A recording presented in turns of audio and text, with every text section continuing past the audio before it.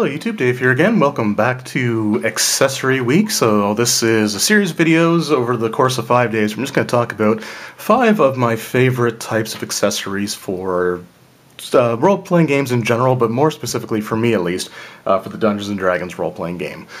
So in the past I've covered miniatures as well as dice, and today I want to talk about one of the things that, if anybody's watched my channel for a while and seen a lot of my reviews for the newest adventures and modules that have been coming out for 5th edition, this probably won't come as much of a surprise, but today I want to talk about maps. I'm also going to talk a little bit about dungeon tiles, just because there are new dungeon tiles coming out in January of 2018. So I'll show off some of those as well. I did a previous video showing sets that were labeled the same with the same names as the new ones that are going to be coming out. So the city, the dungeon, and the wilderness.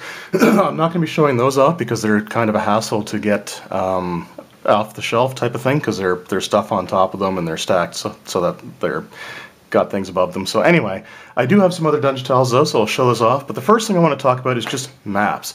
And when I say maps, it can take a few different forms. It doesn't necessarily have to be like made for the 1-inch square grid, although those ones are greatly appreciated. I just find that a lot of products, especially with what 5th edition's been doing so far, there really hasn't been a lot of maps that have been included in any of their products. The only 2 exceptions to have actual like pull-out maps with them are Tomb of Annihilation, and the Curse of Strahd had a poster map with it as well, which just kind of folds out there, and as you can see it just shows different parts of the castle on one side.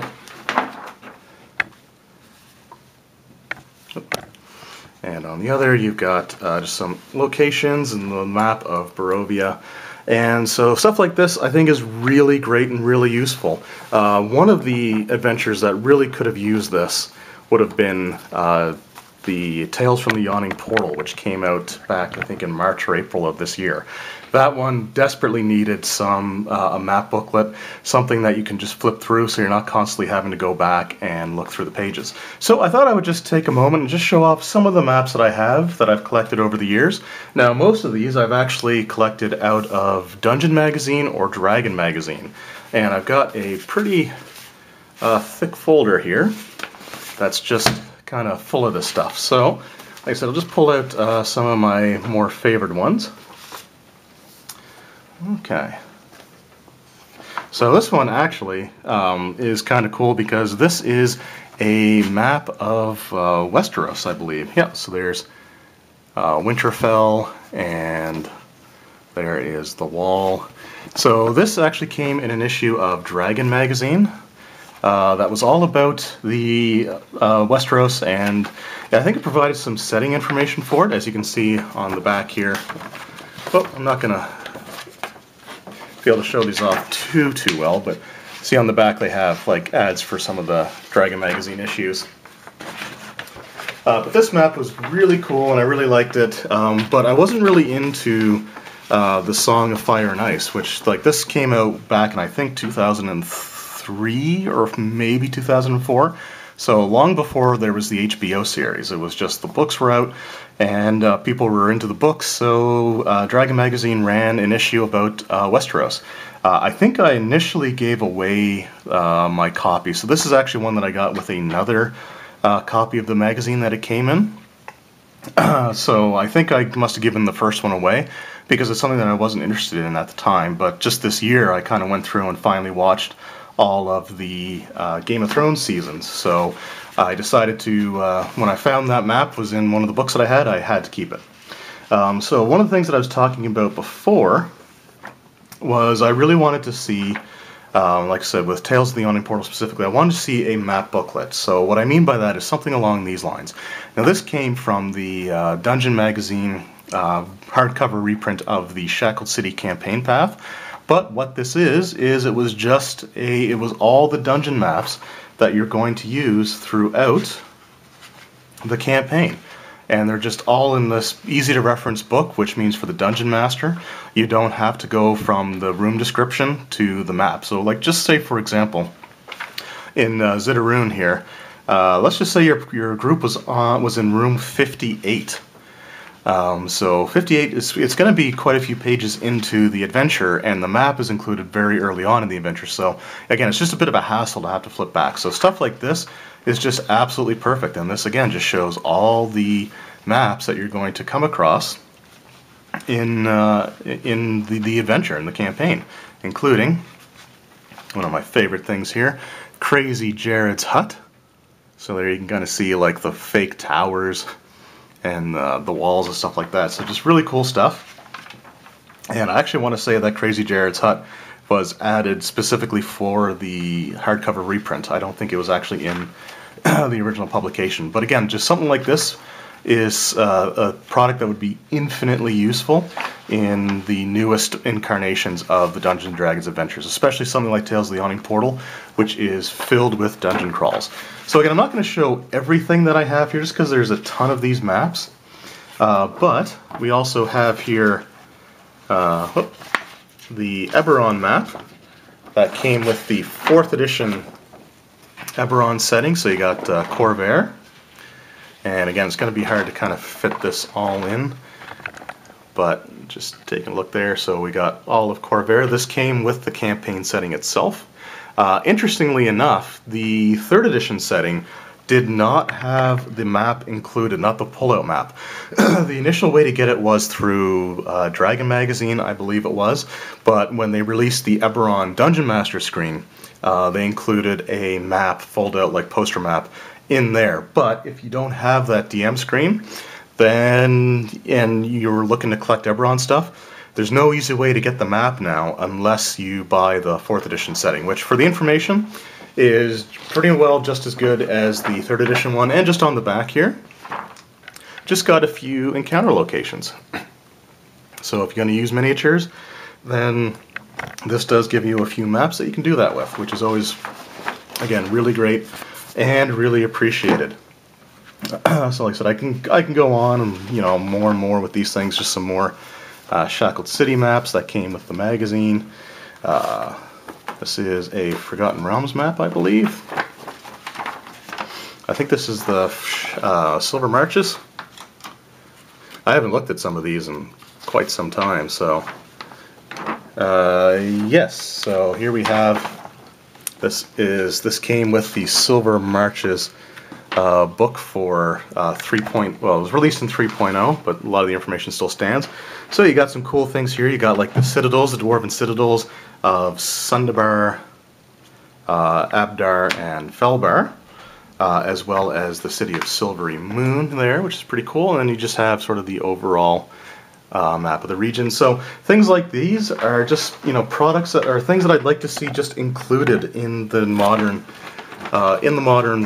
books and accessories and everything like that. And this is probably going to be a pain to fold back up. Oh. Okay. Sorry, I just wanted to fold that up, and of course, like I said, Dungeon Magazine had a lot of really great ones. So this is Diamond Lake from the Age of Worms story. And I'm not going to, again, show everything. This is, again, from that campaign as well, Alhaster. So again, these are just some of my favorite things. I used to just love looking at these maps. These are the maps for the War of the Spider Queen. Series of, or not series, but the War of the Spider Queen adventure for 3rd edition Dungeons & Dragons. So again, you can see just how useful something like this is, instead of having to constantly kind of flip back and forth through the pages. And I just got a few other ones that I also got with the, these came actually with the Dungeons & Dragons, the D&D Minis starter sets, starting with, I think it was War Drums, or Aberrations maybe as well, but that is really hard to get out there. Okay. So yeah, the D&D miniatures game from back in 2003, they actually had, they started off with like cardstock tiles, but they got rid of those and they started using these battle mats that actually came with the starter sets that you can get. Now, other products they released as well that also had maps and stuff included in them. Most notably, was the Fantastic Locations series of products, which I want to do some videos on at some point in the future.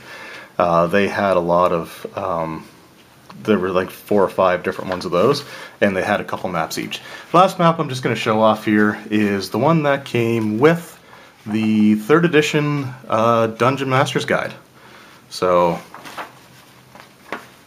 and our 3.5 one. Now this, I think, is actually from the adventure game, and this isn't my original copy, but you can see that this got a lot of wear.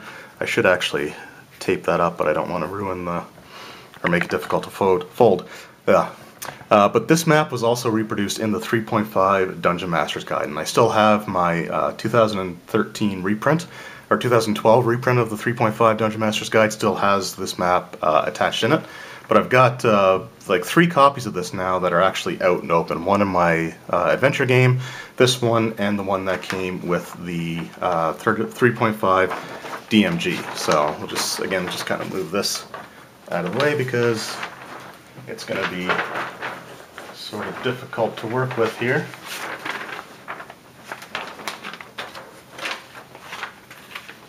Alright, so these are basically the maps, and like I said, there's just different places that you can get them from. Yeah, there's another copy of it. And so again, I just loved seeing these in different products. I loved seeing these in the magazines. I loved seeing them included in the adventures themselves. Just really like, you know, these kind of things in general.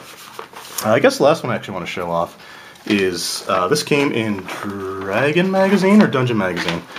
I don't think it says right handy off the top. I'm pretty sure this was actually Dungeon Magazine.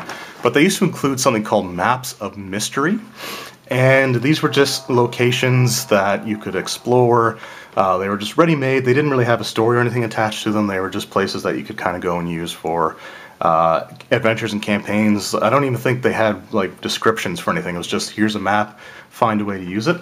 So the Land of Mystery map that came out, and I want to say this is one of the last issues of Dungeon Magazine, actually shows a world map where all these different maps of mystery that they've released over the years could be found. So it's a way of putting them all in one world, which is pretty cool. And so that, again, that's just the last map that I want to show off. But it's something that, again, these are just such great things to kind of look at, and even if they don't have a context to them, just to be sort of inspired by, you know, having these to look at and try to find things to do with. So I'd love to see more and more products start to incorporate those.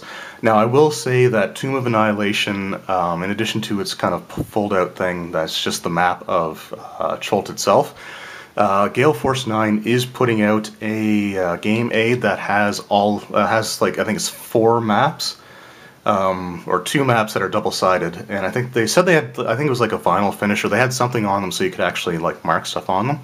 But those are $40 US, so I will not be getting those. But if you're running Tomb of Annihilation, there is actually an official map pack that's put out by Gale Force 9. The last thing I just want to talk about are dungeon tiles. So dungeon tiles are just little cardboard pieces that come in various shapes and sizes that you can use to put together to create a dungeon as you go along. And personally, I think that they're great products with a few sort of minor setbacks. Like, one of the things is, depending on how the surface of your play area is, they can be really easy to sort of like move around and slide around. But I do want to show off at least just a few of them. And what I've actually got here, this is the very first set of dungeon tiles to be released by Wizards of the Coast. This was for 3.5 Dungeons & Dragons, so this is just the initial dungeon tiles. They put out a few sets. I've only got the first 2, the second one being called Arcane Corridors, which had more fantastical things like, you know, traps and auras, and like there's just a bone chair and a writing desk with a skull on it.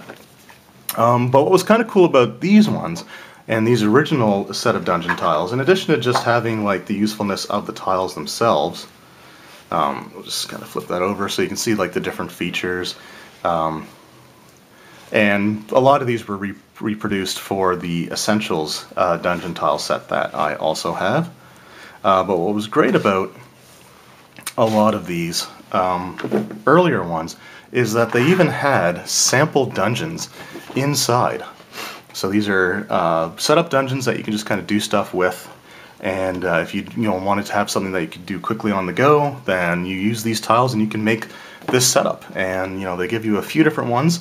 And I thought that was a really cool inclusion when it came to these initial products. Now later on they stopped doing that. They just had sort of like a half sleeve kind of thing that would go over it.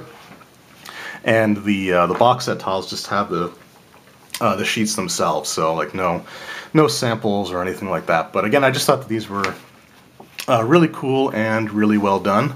So like I said, I actually had 2 copies of this one that I had bought. So I've got this one. I just have everything still inside, and the same for the Arcane Corridors. So again, these are some of my other favorite accessories to use in role-playing games in general. I love these tiles pretty much from the first, even though again they can be a little bit finicky.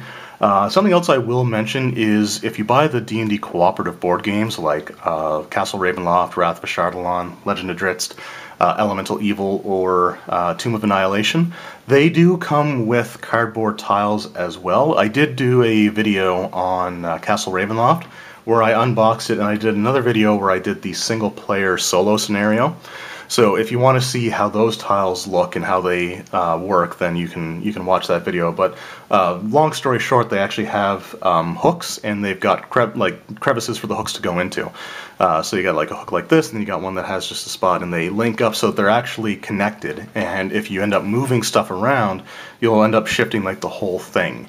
So those can be pretty cool as well, but most of them were designed just for the board game, so they don't have a lot of things like large open rooms or stuff like that. They tend to just have like, the way that they're put together. You can get a few rooms out of them if you plan ahead, but there's something that you kind of have to work with if you plan on using those. But they are a really great, fantastic product as well.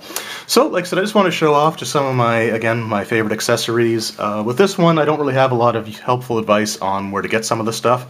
Like I said, now, as far as the tiles are concerned, there are new sets coming out in January. I think January 23rd is the official release date. Hobby shops probably get them about a week or so before that. But so if you want to get the tiles, you can do that. As far as the maps go, for the most part, you're pretty much going to have to look online for places like eBay or other places that may be selling like just bundles of these maps off. But it's something that I just wanted to show because, again, they're so cool looking, and I just really enjoyed having them and using them that I really want to see them start being integrated back into each and all of the adventures and campaigns that Wizards release going forward. So let me know in the comments below, what are your favorite, some of your favorite maps that you have in your collection from role-playing products. Doesn't have to be Dungeons & Dragons, it can be any type of role-playing game. But what are some of your favorite maps and tile accessories? And, just let me know what you think about these things in the comments below. Do you really care all that much about having them? Or are you okay with them just sort of not really being a part of your game? So let me know in the comments below what you guys think. I always look forward to reading your comments. Thank you guys very much for watching, and I hope you come back tomorrow. Because I want to talk about, now again, speaking of stuff that's hard to find, tomorrow's video is going to be all about Dungeon Magazine and Dragon Magazine. So hope you enjoy this video, hope you come back tomorrow for that. Thanks for watching, we'll see you next time.